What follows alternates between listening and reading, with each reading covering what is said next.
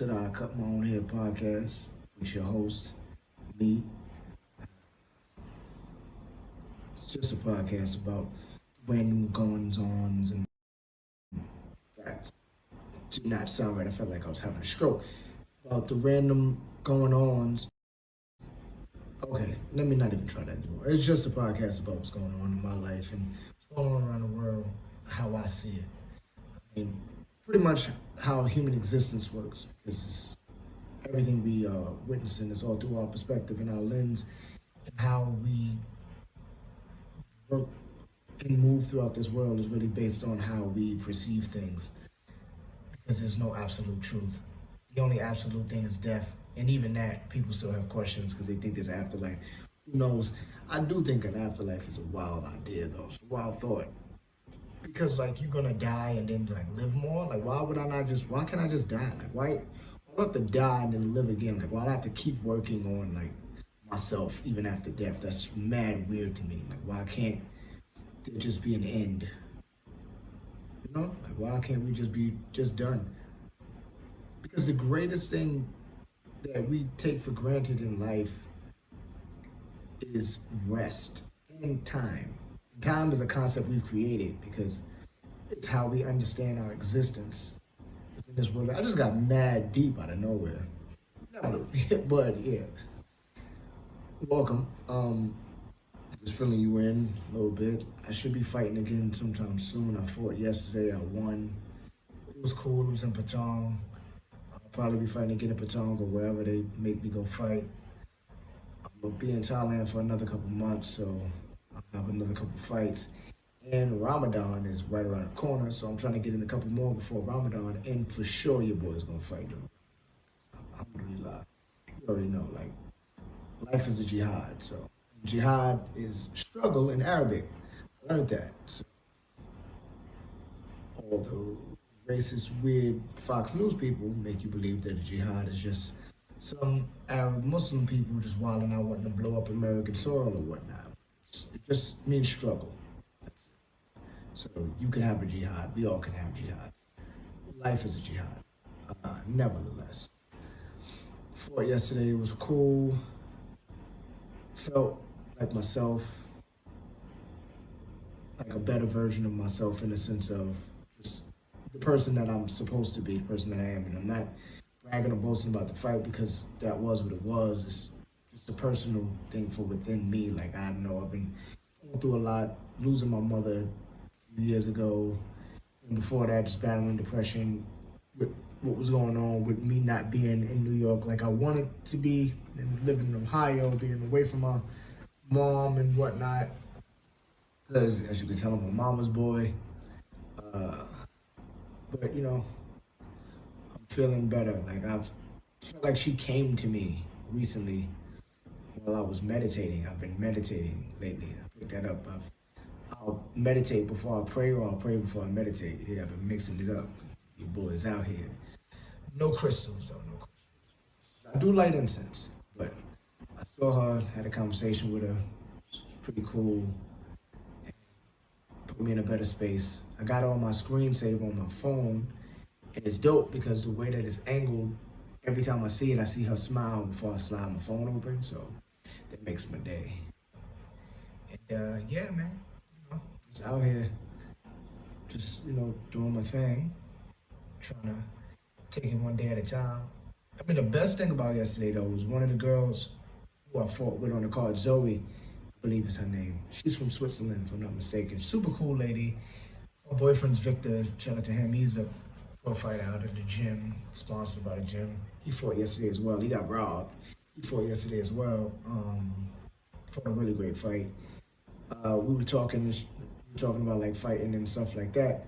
And I exposed my age to her. Exposed my age sounds wild. I'm not the age. I'm like, yeah, you know, I'm 32. She's like, 32? I thought she was like 26. I'm like, yeah.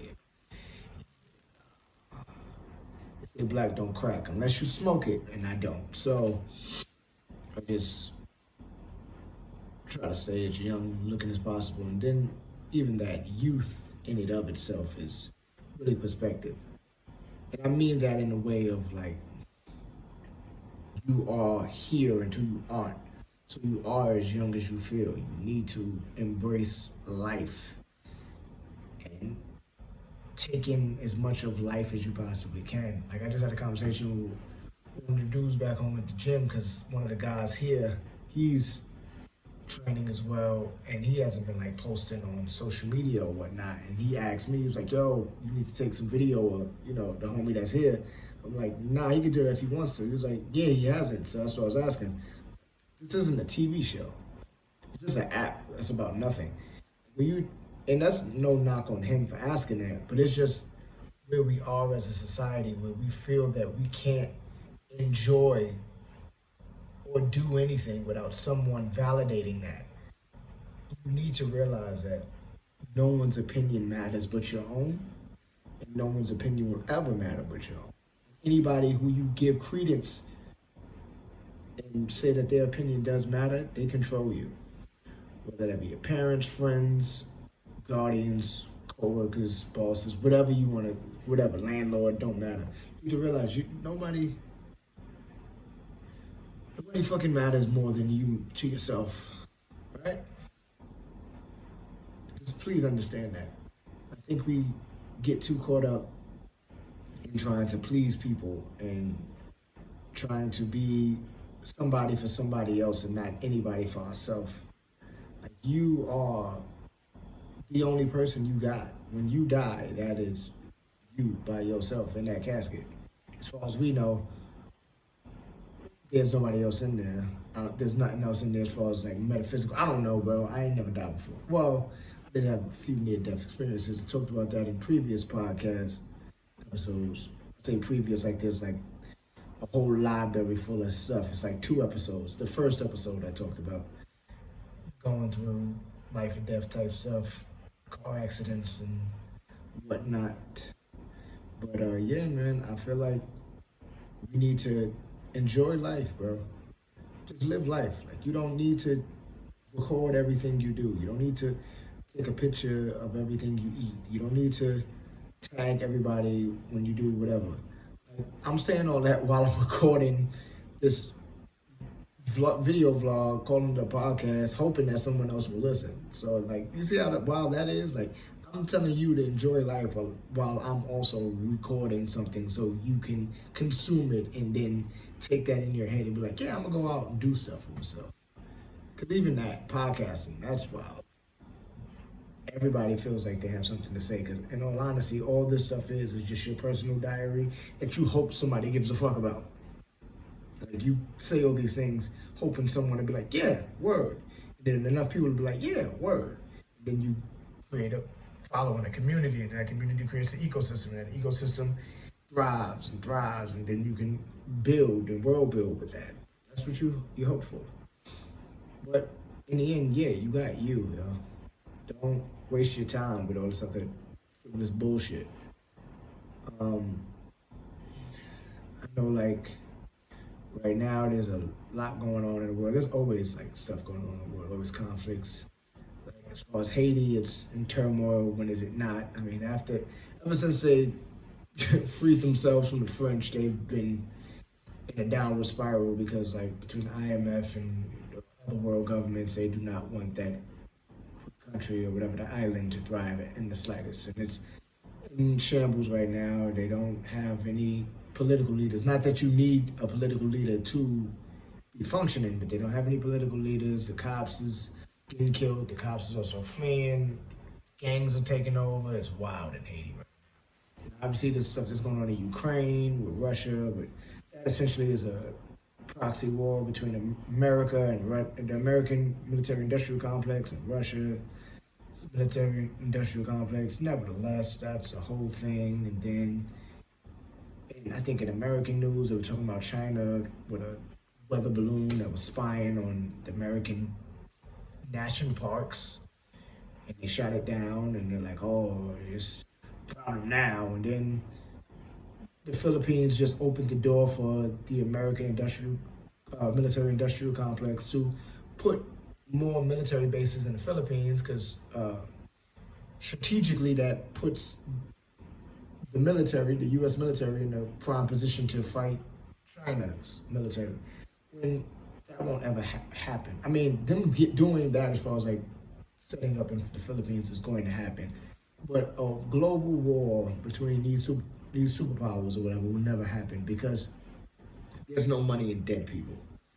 Like the U.S. military-industrial complex has already done enough showing you with the two nuclear bombs they dropped on Hiroshima and Nagasaki. I believe those were the two places. I hope I didn't just say some random names and just sound ignorant as hell. Nevertheless, dropping those two nuclear bombs on those people in the aftermath and how those people affected to this day because of it, showed there's no money in dead people. There's money in fear though. If they keep making you think that there'll be war, then you'll buy guns, you'll buy all other products, you'll just consume. Because really all this is about is consumerism. My favorite comedians who, after a while, Bill Hicks just became, like, he just started, like, giving, like, sermons and, like, it sounded like he was doing rallies rather than doing comedy. But he was like, you know, the earth is the third mile from the sun. And that's all they're doing, bro. They're just selling you stuff. There won't ever be, because there's no money in it. If there was a global war, if like the U.S. government started fighting the Russian government, the Chinese government, and then France jumped in, and the British jumped in, and then the Iranians jumped in, and so it was like, screw this, we're gonna hit up Israel, and then Israel was like, oh yeah, well we bombing everything, we hitting up Pakistan, Iran, and then if they did all that, man, you know how much money they would lose? And which is wild, is money it's not even real. It's not even backed by anything. And not even talking about the being backed by gold and the gold standard and Richard Nixon and how that went away, but how like it's just a piece of paper. It's something that you give value to. Like, realistically, you could take a monopoly dollar and it'd be worth the same as a American dollar or any other form of currency. It's just something you give value to. You believe it does have some kind of value because in the end, we are the thing that make all this run. We make all this work. Like all this doesn't mean anything without us, right? But we think that all these things we need them. Oh, I just hit the mic. We think that all these things we need them, and you don't, man. You don't. So you should just enjoy life. Enjoy yourself, man. Just go out there and be somebody. Be happy, right? I don't know what else to say. I mean, I don't want to make these episodes long-winded and say a bunch of nothing. Just out here, just living my 32-year-old life. My birthday's next month, but just another day, another dollar, whatever. I got training in the morning, so I'm gonna go do that. And I got this do-rag on, Bape do-rag, because shout out to Nigo, and shout out to I think it's a Japanese company that owns Bape now that's dealing with that lawsuit with Nike. From what I know, this is the second time Nike has sued Bape, trying to get them on infringement because Nike's losing bread in a lot of areas right now. So they're just trying to collect. They circling the block, but I think Bape gonna be good. Shout out to Bape. Ooh, Not even a tagline for Bape. I just wanted to do that. So I'm out of here. Come on here podcast. It's your boy Dre. Peace. Wait a minute. Almost done. Let me just hit this button now.